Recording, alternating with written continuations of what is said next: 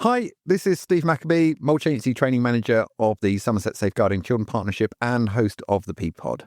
Now, before we get into today's episode, I just wanted to let you know that we're taking a very short break at the moment to record new episodes for you, which should be out towards the end of March or just after Easter, depending on how quickly I can get them edited for you. Now, we are busy recording as we speak, and I've got some really interesting topics to bring you, including understanding fabricated or induced illness, understanding the impact of being a young carer and the support available for them. We're doing a deep dive into the prevent duty. We're talking about the impact of gambling addiction, and we're running a whole series on the topic of child sexual abuse, including responding to children who have reported CSA and understanding women who perpetrate CSA as well.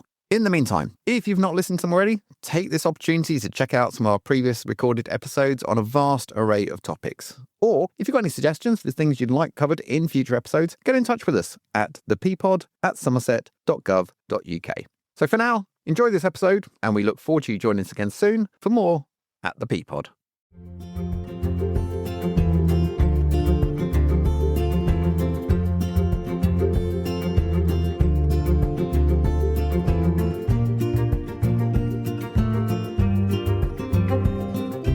Right then, welcome back once again to the P-Pod, the partnership podcast from the Somerset Safeguarding Children Partnership. Now, today we are continuing our series on child sexual abuse because it's such an important topic, and I think numerous reviews nationally, locally have really highlighted the need for professionals to feel much more confident with this subject and be much more robust in our responses to it. So as part of that, I'm really pleased today to be joined by the leading experts in the field, that is the Centre of Expertise on Child Sexual Abuse, and so pleased today to be joined by Dr. Natasha Sabin, who is the Practice Improvement Advisor for the Centre of Expertise on Child Sexual Abuse, or CSA Centre, as that's easier to say these days. So Natasha, thank you so much for coming along today and sharing some of your expertise with us. It's so valuable to have you here. Lovely. Thanks for having us, Steve. No, great stuff. So today, what we're really sort of keen to pick up on is around the angle of developing greater confidence for practitioners to hold conversations when they have concerns that a child is being sexually abused. And I think this is something that comes up time and time again, came up very strongly in the National Child Safeguarding Practice Review panel. I wanted them all to notice, report. And so that's what hopefully we're going to pick up on today, because I know as the CSA Centre, you've been doing lots of work on this recently and have produced some amazing resources to support practitioners in this. So before we get into that, Natasha, for anybody that's not aware of your work, are you able to give us an overview about the work of the CSA Centre and all the things you undertake? Yeah, absolutely. So we at the CSA Centre, so we're a multidisciplinary team, and essentially we're kind of made up of people with backgrounds in research and evaluation, in practice, in policy and communications. And the idea really is that we all work together to improve what we know about child sexual abuse and then to improve the professional response to it. So there's a kind of a number of different ways that we do that. So we do that by collating and analysing research that is existing. So we look at what currently exists in a kind of research space, in a policy space, in a practice space. We look at the kind of real lived experiences of those who are impacted by child sexual abuse. And then from that, we look at, we can kind of collate those messages, but also to look at and think about where are the gaps? So what isn't there at the moment? So what gaps do we need to fill? And we might do that by identifying or commissioning new research or new insights or new practice resources. And really what we want to do is kind of use that evidence and that insight to develop new approaches to think about how we can improve that professional response to child sexual abuse. So that might be through things like training, practice resources, which we're going to talk about today. So at the CSA Centre, we've got a whole suite of free practice resources, all available on our website. So yeah, we kind of want to sort of bring all of that picture together to really improve what we know about child sexual abuse and ultimately the response to it. Brilliant, thank you. And for anybody that's not aware of the CSA Centre website, we will signpost to it later on in the episode, and of course I'll post the links to it in the chat as always. But if anybody's not been on the CSA Centre website, please go on there. I think you will not find a better resource bank of information, excellent e-learning on there as well, brilliant training offer, and like I say, all that research, the evidence, the resources. And in terms of the amount of work that I think the CSA Centre have put into those resources and updating those is absolutely phenomenal. And yeah, we've been doing lots of work locally and I'm sure nationally as well around responses to CSA, and they are very, very strongly anchored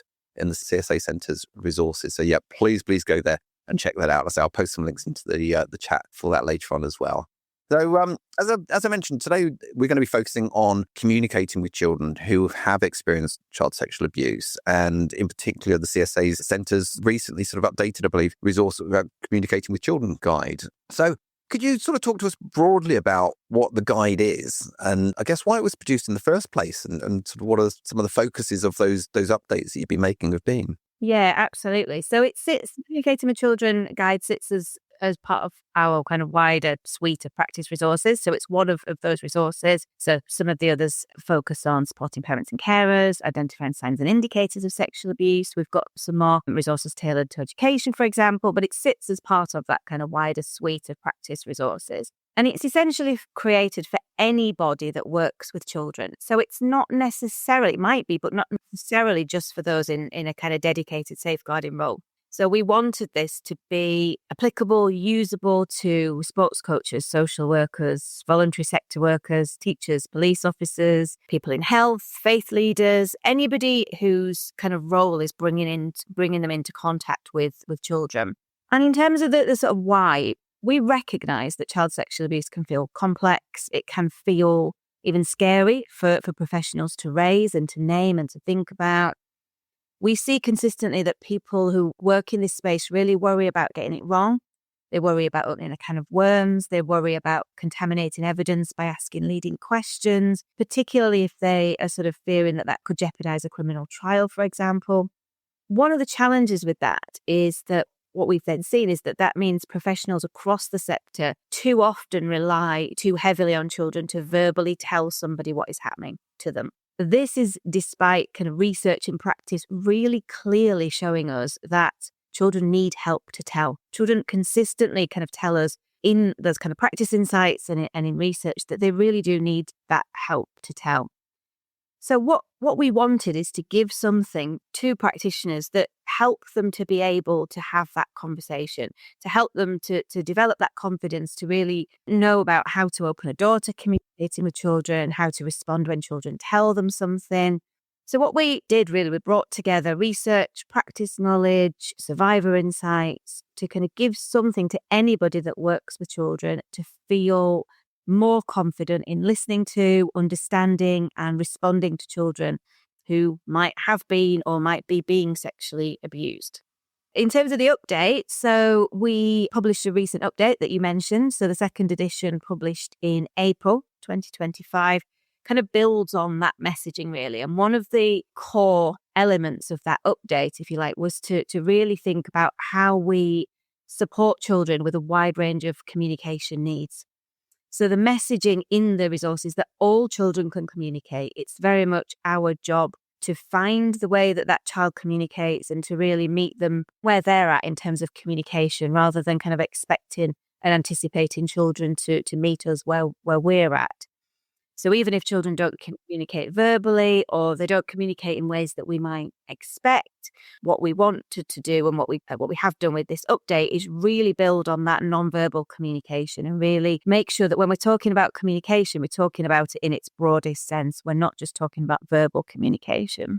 And I think that's so important, isn't it? I think we always talk about the voices of children. And I think that there is a risk that can be taken quite literally. And I think, picking up from your earlier point, that reliance on a child to tell somebody about it being the focal point. And often people think, well, a child hasn't told me about it. But often, and again, when you talk to victims of sexual abuse, they'll say time and time again, I tried to tell somebody, I dropped hints. Sometimes I said things really blatantly, or I talked hypothetically about a friend or what if, and it wasn't picked up on. And I think it's interesting. And I think this is such a key area around developing that confidence in people. And as we saw from I Want Them All to Notice, quite often, whether consciously, subconsciously, people avoid that conversation because of that lack of confidence, or let's say the fear of opening up a can of worms, or suddenly I'm going to have all this responsibility sitting on my shoulder and I don't know how to deal with that, which is understandable because it's a really challenging area, I think, for professionals. So having, I think, that framework to be able to open up the doors to those conversations and feel more confident about those conversations is so valuable. And I think, like we sort of mentioned just now, that that in terms of the guide, and as you've just mentioned, often children do face those huge barriers in talking to adults about the abuse they've experienced and waiting for that verbal disclosure and missing what they are communicating, as you just said. So what does that kind of proactive approach look like? Those everyday conversations, or if somebody has a concern, opening up those doors. How do we kind of do that? Yeah, absolutely. So there's a few things to sort of pick up on, I guess. We know from research that the conservative estimate, at least 1 in 10 children experience sexual abuse before they are 16. Yet very, very few of them still, we know, come to the attention of professionals at the time that the abuse is happening. And as we've kind of touched on already, often the professional response is to wait for children to tell somebody what's happening to them. And often I think we see that professionals almost feel like there's nothing they can do until the child's explicitly said that they're being sexually abused. The challenge there is that places the onus on the child to stop the abuse. And actually, as you said there, what we know is that children face a great number of barriers in communicating their experiences. And what that means is that very few children often tell at the time that the abuse is happening. But children do communicate through their behavior, through their emotional responses, through their nonverbal communication. And we as adults and as professionals around children need to really notice those signs and indicators, recognize them, and crucially ask children about them. And I think that proactive everyday conversations don't necessarily mean asking really direct or sensitive or intrusive questions. What it's really about is creating that safe, that curious space, that space where children know that they'll be listened to, that they'll be believed, that they'll be taken seriously. And that might be as simple as noticing and saying, "You don't seem yourself at the moment. Is everything okay? I've noticed you seem quiet at the moment. Can you tell me about that?" And for me, one of the great things about that is actually one of the most powerful motivators for children to communicate what's happening for them is for us as adults to notice that something's wrong and to ask them about it. So I think often we worry about needing to be in a specialist role or needing specialist training. We often hear people saying, but actually, surely there's a specialist for that. But actually, what matters is trust. It's listening. It's being calm. It's being non-judgmental. It's all of those skills that we all have, that people working with children all have. So it's that kind of being that regular, consistent, authentic self and kind of bringing that to all of our conversations and interactions with children. I often personally, and in the training I deliver, I often like to reflect personally on things. And I often say to people, if you think about a time in your life which has been difficult, or you've struggled with something, or relationship difficulty, or whatever, what have you needed from somebody to talk to them about it? How do you just start a conversation around that? And that's on those sorts of examples are on a much less deep level as sexual abuse and all the connotations alongside that. So, how do you even start, if you have somebody that wants to talk to somebody about it, how do you even start that? To say, oh, by the way, just wanted to tell you, this has been happening to you. You can't, it's not doing that. And even on a much more surface level, where you might be struggling with something personally, with a relationship or whatever, actually, I always say to people, what I've always needed, in all honesty, and I think probably what most people need, is like I say, somebody you can trust, a friend, something like that. It's just to kind of, like exactly as you just said, just kind of say, are you all right at the moment? And just open that door, and it does just then allow you to kind of say yes or no. A lot of the time, actually, if you've got that trust and somebody has picked up on it, it just allows you to say, actually, yeah, no, I'm struggling with things at the moment. And I think it's useful to personalize in that way sometimes, just to think, actually, what would I need if I was wanting to talk to you about something? I was just going to say, I think that's one of the great things actually, is that often with sexual abuse, we think it needs a more specialist response or something different. And I think your reflections are absolutely right, Steve, that actually what it needs is what we are and do in our interactions in daily life. Really, I think sometimes when we think it might be sexual abuse, that adds an element of something that makes us really worry. But if we just apply who we are and how we have those conversations generally to these conversations, I think we're in a really good place there to be authentic and to be honest and to be reliable for children. Oh, I think so. And I think, when you think about if a child is experiencing sexual abuse and those internal experiences, and I appreciate this is going to be different for everybody. Some children will experience fear or shame, conflicted loyalties, And that will naturally kind of shape how they communicate with people. So understanding that, I guess, how do we best shape our approach to particularly having that first chat, and kind of, how is that included within the guide we've been talking about? Yeah, absolutely. So as you rightly say, children can feel a whole range of things. They might feel fear, shame, like you say, guilt, responsibility, conflicted loyalties. That's particularly the case if the person harming the child is somebody that they might care about or depend on. One of the other challenges is that many children who are sexually abused don't recognize that what's happening to them is abuse. Often they don't have the language to put words to it, to describe what's happening. Some children will fear the consequences of telling. Often for children, they feel actually that those consequences of telling can feel to them worse than the consequences of the abuse continuing sometimes. So, they might worry about not being believed. And often that can be the message that's been given to them by the person that's abusing them. Nobody will believe you, for example. They might worry about getting themselves into trouble or getting somebody else into trouble. They might worry about making things worse. One of the reasons, I think, why within the resource we really emphasize that children telling is a process.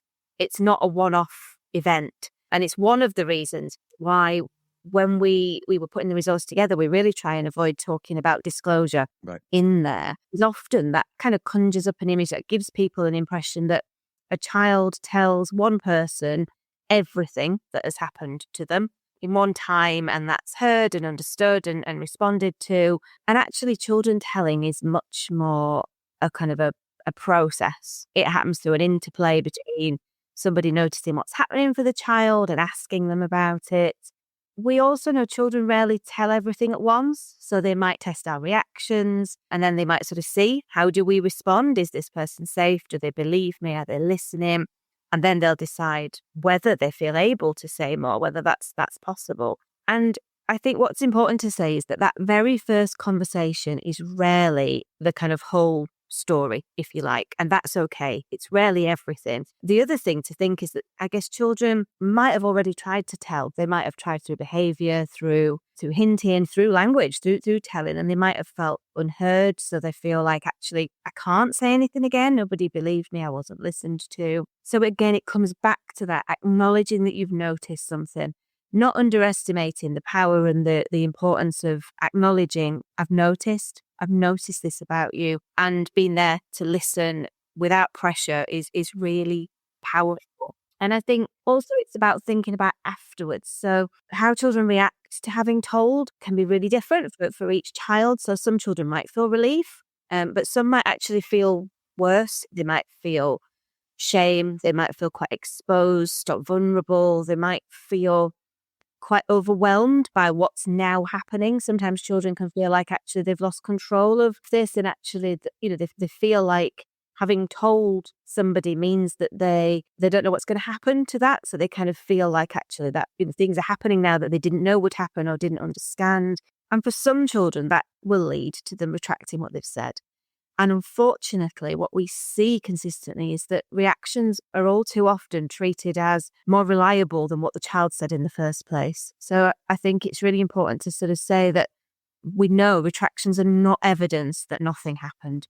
It's often actually more about how much pressure the child is feeling under. And now that they have told, and might start to worry about all of these things that might happen. So it's really important that we recognise that retractions are not evidence that the child hasn't been sexually abused, and to kind of really hold that in mind. And I know that was a really key point around, I wanted them all to notice, wasn't it? And actually, particularly when we're looking at maybe police interviews and a child not talking about anything in a police interview, and then it's no further action, and agencies saying, well, there's nothing we can do then, which is absolutely not the case at all, and sort of talk about that on other episodes as well. So the importance of that, and like you say, I think it's understanding. It's taking that trauma-informed approach. It's understanding the child, and just picking up from what you're saying, it reminded me of a conversation I had with somebody a little while back who said, no, if a child does ever talk to you about anything, they would have spent a long time scoping you out beforehand, testing things, as you say, just sort of saying a lot of things, just seeing your reaction to it. So at the point where they may talk to you about something, like you say, we shouldn't rely on that. But if they do, for them, that's not the start of the process. They would have started that process a long time ago. It may be for you, and you may not have seen that, but they have scoped you out, and they do feel that you are a person who they can trust with this very personal, very, very important piece of information. The other thing that you said just then is, for me, is quite key in conversations I've had with victims, where they say, they lost control of it. And I've heard that numerous times now, people saying, I had a level of control over this before I talked to somebody. I didn't control the abuse that was taking place, but I had some control that I could tell somebody or I could not tell somebody. And the minute I did talk to somebody about it, and I've heard the phrase sort of throwing a hand grenade into the room, and suddenly losing control, not knowing what's going on, not knowing who knows what, who's talking to who, what's going on, whether they're going to be suddenly removed and their families and whatever. And I think, again, something that I always try and get across to in training is actually make sure the child is empowered through this process. Again, some people will say to me, well, our policy states that if a child starts to talk to us about something, we have to get out pen and paper there and then and write down everything verbatim. And I'd say, well, for some children, that might be fine. For others, the minute you pull out that pen and paper, that's it. I'm not saying another word because that is terrifying. And I think sometimes we have a bit of a fear of giving control to children. And because we kind of think, well, we're the professionals. We've got to take this on. We've got to follow our processes, and we've got, it says we have to do it this, and this way. But actually taking that child-led approach and saying, actually, okay, I want to make sure I get this right for you. This is really important that, that I can help you in the best way that I can. How do you want us to do this? Do you want me to sit here and, as you're talking, write it down? Or do you want me to, maybe we can have a conversation and after a little while we can stop and capture it together? Or do we want to just talk for a little while and then we'll sit down and we'll write this together? Whatever, whatever it is, but empowering children in that process, I think, is so important. And I think sometimes we feel like we have to kind of rely on our frameworks of our policies and our processes to say, right, we must do it this way.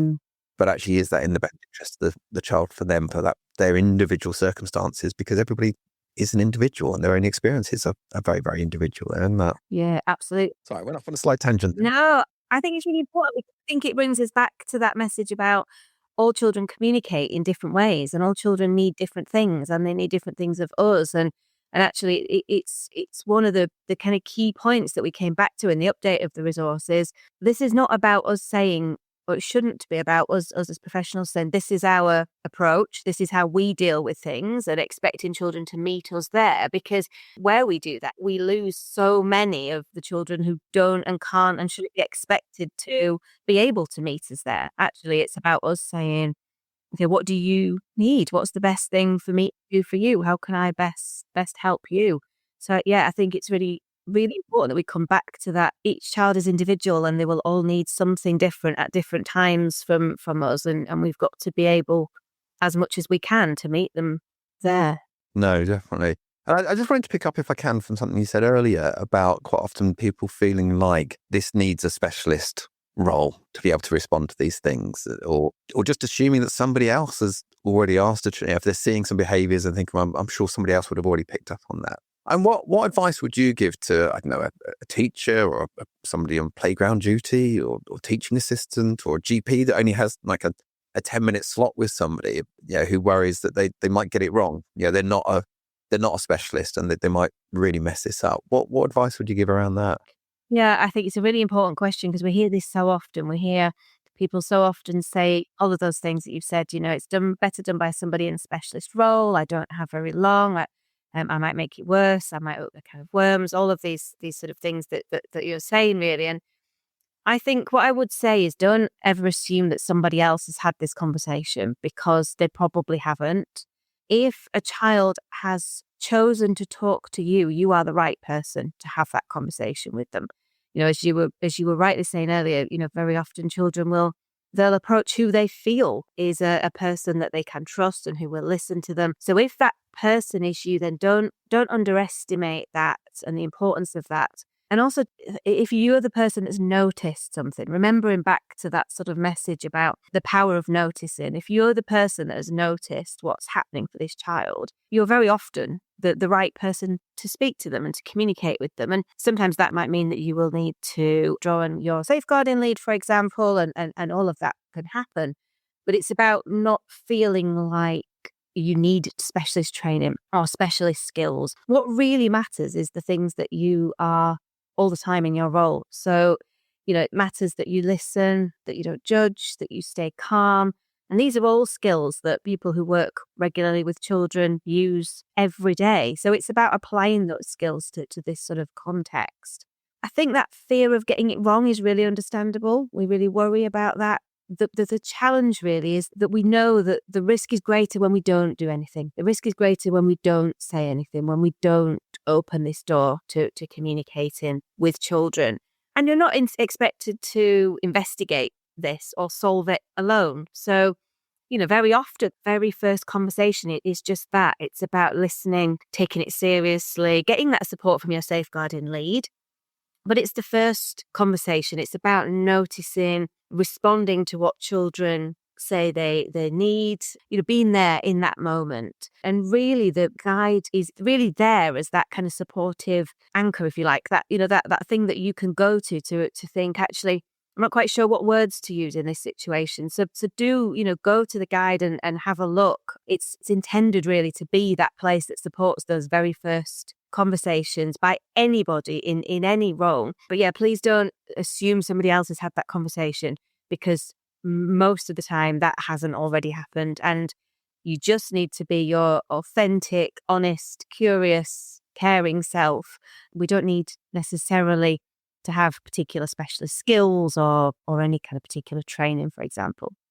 Again, just picking up what you're talking about, you mentioned there about sometimes a fear of, and it's something that comes up a lot, a fear of asking leading questions, or a fear of sort of straying into investigating something. And particularly, I guess, if you feel like a child is trying to communicate with you, but they're not particularly saying anything outright, what would be your sort of go-to lines really about opening up those conversations and without asking leading questions or straying into investigating things? Yeah, there is a real difference between that kind of first question, if you like, that first conversation and that kind of investigating role, as you rightly say. So those simple noticing statements, as I mentioned earlier, work really well. Noticing what's happening and asking about it for a child generally elicit the most accurate responses. So it's about those kind of proactive conversations, starting by kind of opening a door to the child. So I've noticed you don't seem yourself. Help me understand what's going on for you.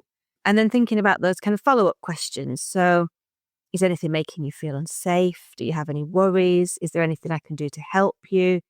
These are all kind of completely non-leading. These are very open questions.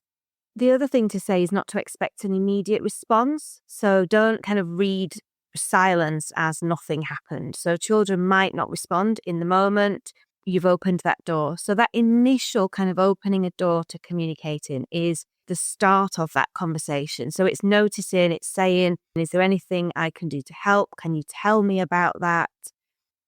Some of the questions we'd say to avoid, and we're really keen to say more about what you can say, because I think as we've really touched on, often professionals worry about what they can't say, and that often means that they're really focused on, oh my gosh, I shouldn't be saying this, I need to be really careful. So we try and think more about what you can say. But some of the questions we would avoid is the why question. So sometimes why can close conversations down. It can make children feel blamed. It can make them feel, it can sort of be interpreted as quite accusatory. So it can be interpreted as, why didn't you say anything? Why didn't you tell somebody sooner? Why didn't you? So it can feel quite accusatory. So it's just about reframing that question. So, if a child is saying, I am scared to go home, for example, instead of why, it's about what is it that scares you about going home, for example, and then crucially thinking about, what would help you feel safer, for example. So it's really about these open questions, using these open questions, staying calm as well. If the child does start to tell you something, you don't need to push them for any details, just really trying to think about your body language. So not showing shock and kind of worry, just remembering really that first conversation is very much that. It's that opportunity to notice what's happening for the child, just to let them know that you've seen them and to give them that opportunity to come to you and to be there and to kind of engage in that conversation, knowing that you've noticed them and you've given them that opportunity, really. So that's really what that very first conversation is about, really. And look, like I said, I think we talk about professional curiosity quite a lot as well, and reflective questions. I just thinking of around professional curiosity, I saw a beautiful example of this recently, just to share with you. And it wasn't to do with child sexual abuse. It was from a teacher who there was a very young child, primary age school child, who had done a lovely drawing, and she'd done like a little book with pictures in it and little drawings and in that. And essentially, basically, what it said is that she was reflecting on a holiday that they had, a family holiday they had, and she put in there, it was really nice and calm. And the teacher was absolutely brilliant, picked up on this straight away, didn't make a big deal out of it, just picked up on it. She kind of showed it. She said, "Oh, look at this picture," and just kind of pointed it out to me. And then it was just absolutely beautiful the way that she did this, because she was just talking to this child saying, "Wow, this beautiful pictures you've drawn here. This is really lovely. And this holiday sounds like, it was really nice for you. And it was really, really fun. And it sounds like it was a really special place for you, on the holiday. And, talk to me about that. Why was it so special for you?" And just, you could see this child start to just kind of open up. And she said, "Oh, yeah, it sounds like it was a really calm place for you during then." And then this child started opening up about how, there'd been a lot of things going on at home. There's a lot of arguments in the house and what have. But it all led from this one word, really, within this picture. And it was just, honestly, it was beautiful to see it. And often we get tied up about professional curiosity and what is it, what have you. And a lot of it, like I say, is just having that open mind and that confidence just to ask sometimes. And like I say, not putting that blame, not asking those why questions, but sometimes just reflecting back on what somebody said and is all it needs. Again, when we sort of personalize this, what do I need? Sometimes I just need somebody to reflect back on me, and it just allows me to continue the conversation sometimes and opens that up, doesn't it?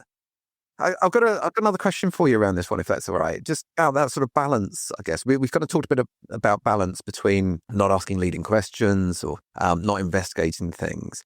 I guess the other balance is potentially sort of supporting a child through this. And I know this comes up sometimes in when we get to court cases, and an argument of, well, professionals encourage them to say something, or almost kind of. I hate to say this because it's a horrible phrase, but again, when you talk about legal systems, it comes up time and time again of putting words into a child's mouth or encouraging them to say things, which again, I think sometimes is a bit of a fear for people. Have you got any advice around that? Yeah, absolutely. I think it is a real worry. And I think one of the great things about the resource that we're talking about is there is a kind of what we call our continuum of question types. And this looks at the kinds of questions that you can ask and can safely ask and should ask very often. And it looks at the kind of the ones we should avoid. So really the ones that we should avoid are the suggestively worded questions. So, things like, "Your mum hurts you, doesn't she?" for example. These are the suggestively worded questions that we shouldn't be using. But there is a whole spectrum of other questions that we can ask. Now, I always think it's a really helpful thing to let people know that actually what we know, and I've touched on this a little bit already, but what we know from research actually is that those open questions that we've talked lots about give the most accurate responses. So sometimes we think we need to be much more direct in our questioning, but actually those "tell me more about that, help me understand," those really open questions are the ones that get the most accurate responses. There will be times when you need to be more direct in your questioning. So, for example, if a child says, "He touched me," for example, the person that's having that conversation with them is going to need to understand, where was that child touched? So we do need to ask, and we can then ask. Often we call them these W questions: who, where, what, for example. And I think for a long time, people have been quite worried about using these W questions, but we can ask them. As long as we remember this kind of continuum, that we start with where we've just touched on with opening the door, we start with those more open-ended questions. And then we think actually there might be some of these more direct questions that we need. So, in that example I just gave, the child says, "He touched me." We might need to say, "Can you tell me where he touched you," for example. I'm not sure if I don't think I mentioned this already, but I think it's probably helpful to say at this point, actually, that when we were putting the Communicating with Children resource together, it was developed alongside an expert working group of experts in the field of in terms of research and practice and lived experience. And that expert working group included the authors of the Achieving Best Evidence guidance. So hopefully people using the resource and people listening can be really confident that there isn't anything in this resource that kind of sits contrary to that ABE guidance. So it's really about starting with those open questions. And then if we need to use those more direct kind of W questions, the main concern in that first conversation is making sure the child is safe and well.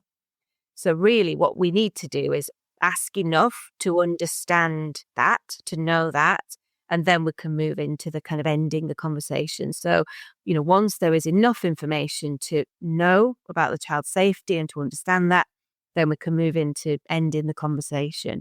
But hopefully it's kind of helpful, I think, to sort of see that kind of continuum and to know that continuum does exist and to know that those early I'd noticed, those open statements generally do get the most accurate responses. And I think for anybody that's not familiar with ABE, so it's Achieving Best Evidence, it's the police interviewing techniques around child sexual abuse, which is quite a structured process. Just kind of picking up on that as well, and picking up from what you were talking about earlier, I think sometimes maybe when a child starts to talk to you about something, if a child starts to talk to you about something, often it's not a kind of, right, I'm just going to dump everything and tell you everything here, and that's a single event, if you like. And I guess that can potentially feel quite frustrating for professionals when you're thinking, I think there's more, and they're not telling me this, and I need to potentially push this more. Like I say, it's about getting that balance between, okay, sometimes you might want to encourage the child to talk to you more, or open up that door more, or ask them some specific questions to understand it better. But also balancing that sometimes against thinking, okay, is the child ready to tell me everything right now? What is this conversation here? Is this telling me absolutely everything about everything? Or is this just this first stage in this journey for this? And actually, to some extent, I guess, sort of recognizing how that can feel uncomfortable for professionals and actually acknowledging that. And again, taking that child-led approach with this is so important in that, I think. It is. And I think it's also important to let children know they don't have to tell you anything. It's also important that they know they don't have to tell you anything if they are not able, if they're not ready, if they don't want to. It's important to kind of let them know we want to open that door. And as you were, rightly saying earlier, it's not about putting the onus on the child, but it is also about giving the child those opportunities in the way that is most helpful and meaningful to them. And I think the other thing that I think is really important is, as much as is possible, is letting children know what will happen if they tell. Because very often children have been given messages like, you won't be believed, thinking about the consequences. They'll really worry about the consequences. People will think horrible things about you. Often these messages coming from the person that's abusing them. So I think it's really important that we give something. And of course, we're not always going to know what that response is if we don't know what the child's telling. We don't know what we're going to do. But we can say, whatever you tell me, I'm here. I will be here. I will listen to you. I will, we can really kind of offer that reassurance. And I think that's, again, really important to do. Well, I think as well, so following that arc, where we talk about sort of opening those conversations and some of the things to explore as part of that conversation. So I guess sort of rounding that off then, sort of looking at bringing that conversation to a conclusion, again, could feel quite tricky for people because we might not know is the truth. We might not know what's going to happen next. And every circumstance is going to be different. So again, have you got any advice for rounding off that conversation, how you top and tail it, I guess? Yeah, it's a really good question. I think that ending it, as you say, can feel difficult. I think there's a couple of things to say. I think one of them is just in the practicalities of ending the conversation, remembering that this is one conversation, possibly in many. This is not the only conversation, that can ever happen. And it will very much depend on whether the child said anything to you, what your concerns are, how that conversation's gone. But I think practically it's about thinking about how best to bring that to an end. So making sure that the child doesn't feel like you're closing them down if they've still got more things to say. So I think it's things like, is there anything else you want to tell me? Is there anything about what you've told me that you don't think I've understood? What would you like to happen now? And being really transparent with the child that actually that might not be possible. This thing that they want to happen might not be possible. Letting them know in a way that is age appropriate, in a way that they can understand what you are going to do next, and giving as much detail about that. So if we need to go and talk to somebody else, it's letting the child know who that somebody else is, what we're going to say to them, why we're going to do that, letting them know that there possibly will be another conversation with somebody else. That's not because they've not been believed. That's because other people might need to come and speak to them. Just really, as much as possible, letting them know what might happen next. And that might just be, I need to go and speak to somebody that I work with. That person is called X and their job is this. And, to just give that child that information.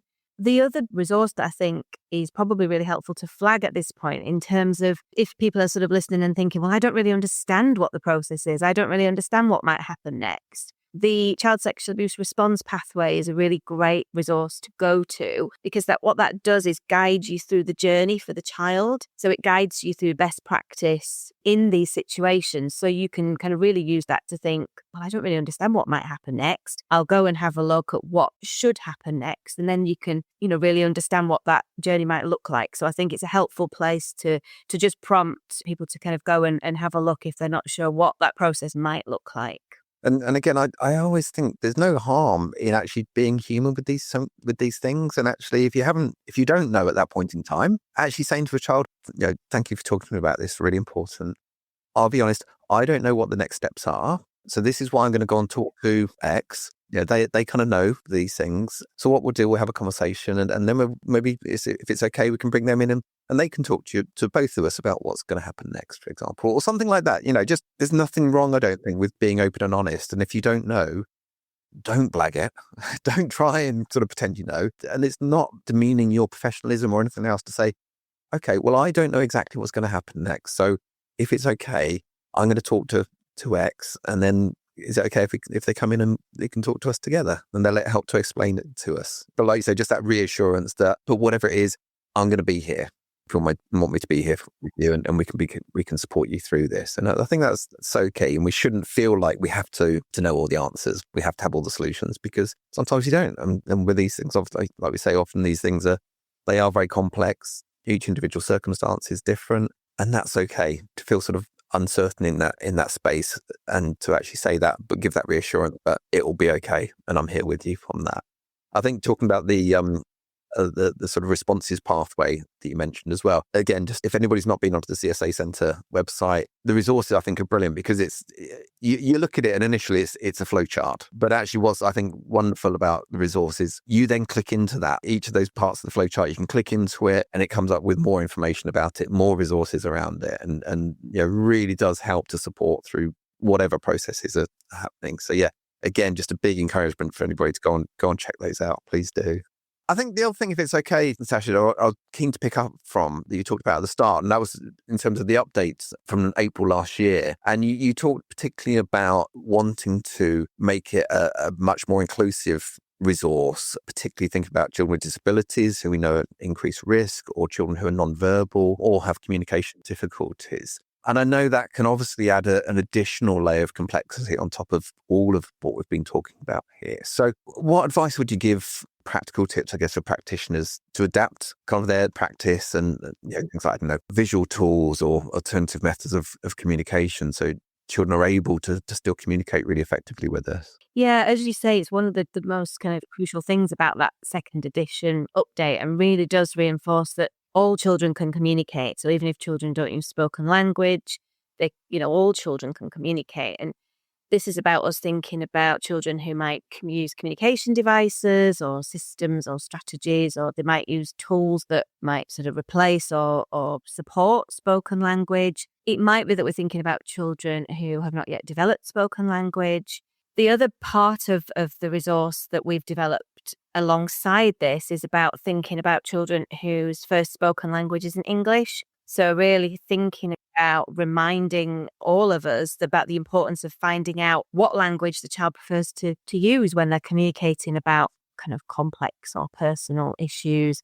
And there's a whole section in there around using translators and interpreters and understanding the difference between them and some of those kind of practicalities. So we've really tried where in the the first version, we'd got some kind of example flowchart questions. So things like, the child might do this and you might say this, and then they might respond like this and you might respond. We've created a very similar sort of version of that, but this is about non-verbal communication. Now, of course, every conversation will differ. So it's not about giving you a conversation that you should have. It's about giving those kind of examples of how, if a child, for example, doesn't use verbal communication, how you can think about how you might support that communication.